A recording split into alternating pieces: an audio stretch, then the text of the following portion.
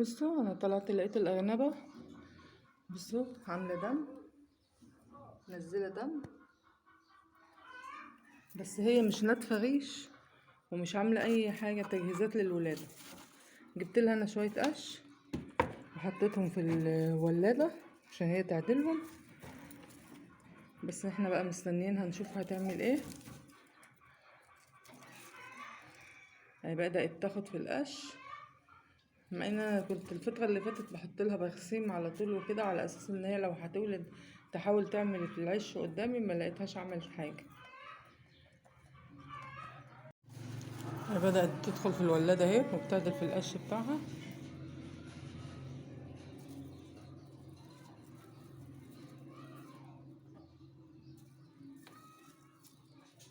طبعا انا فتحت الولاده كده عشان اعرف اصورها.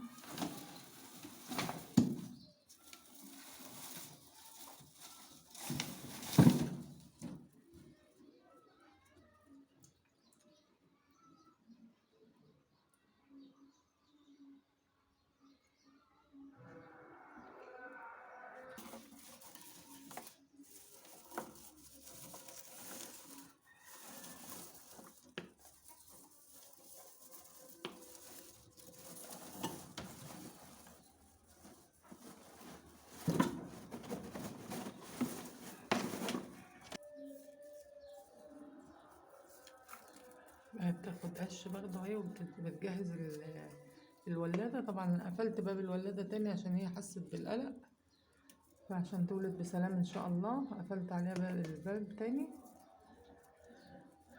وهي بتاخد قش، بس المشكله انها بتنزل ميه. هي عماله بتصوص الدم، شايفين الدم اللي فيها.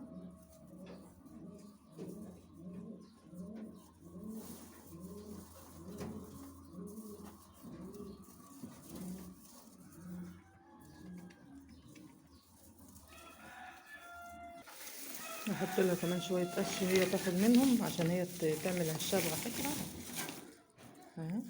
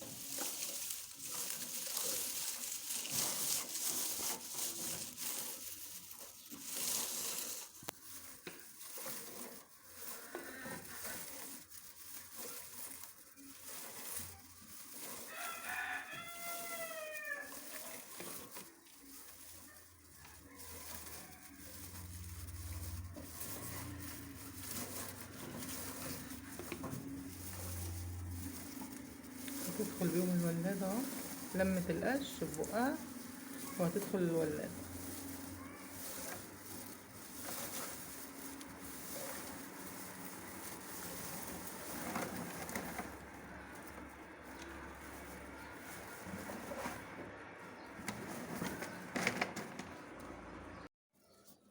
وبدأت تنتف ريشه اهي، شعر ولا ايه، شكل القش شجعها انها تنتف.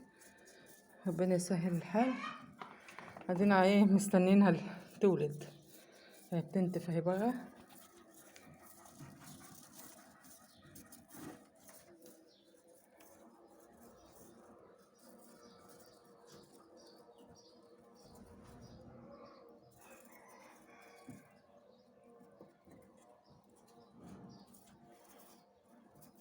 اهي بتنتف شعر.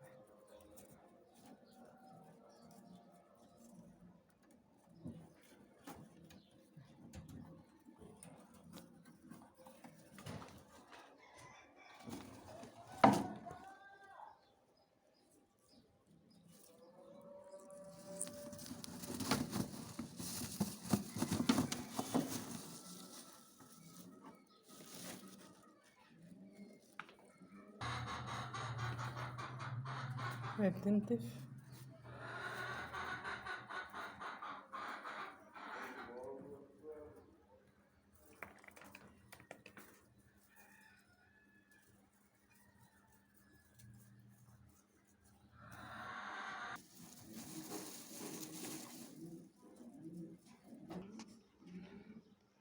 عملت شوية وقعدت ترتاح.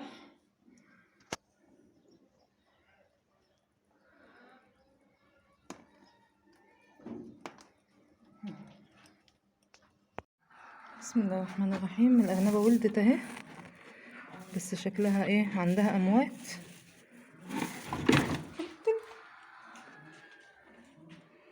طب هي مموتة عيالها ومش عايزاني اجي ناحيتهم يعني ولا ايه؟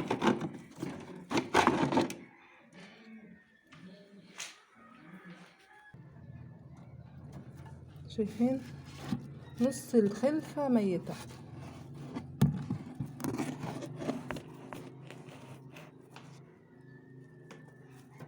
مش عارفة ليه بقى.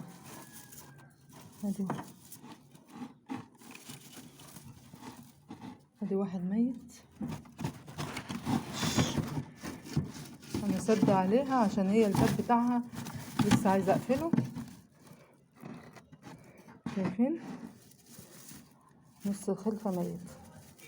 ادي 2 ميتين، 3،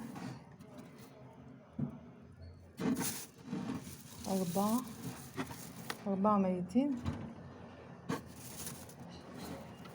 و4 حيين. 4.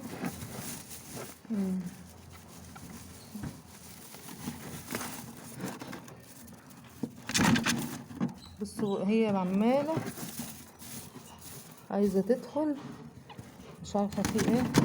استبغي.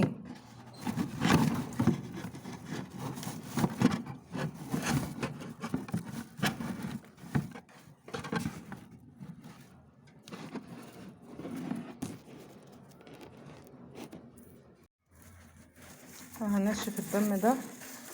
انا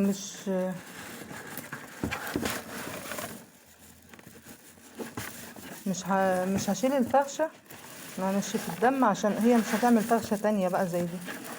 هحاول انشف لهم الدم واظبط لهم المكان.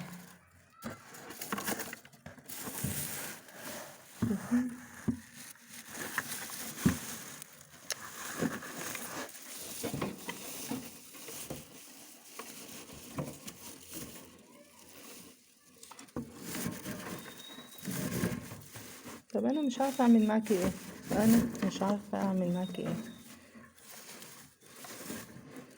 بسم الله الرحمن الرحيم.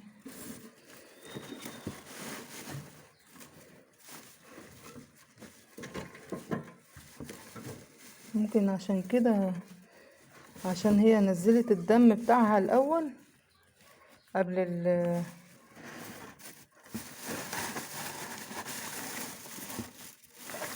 الولادة، عشان كده الخلفة ماتت.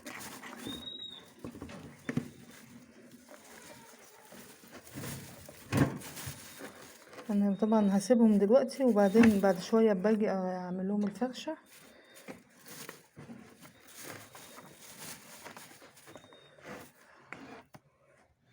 كده سويتهم اهو وطلعت الميتين. هم الميتين اهو. مش عارفة، بص حجمهم حلو وكبير بس نازلين ميتين. مش عارفة بقى نازلين ميتين ولا ماتوا بعد ما نزلوا. 4 ميتين.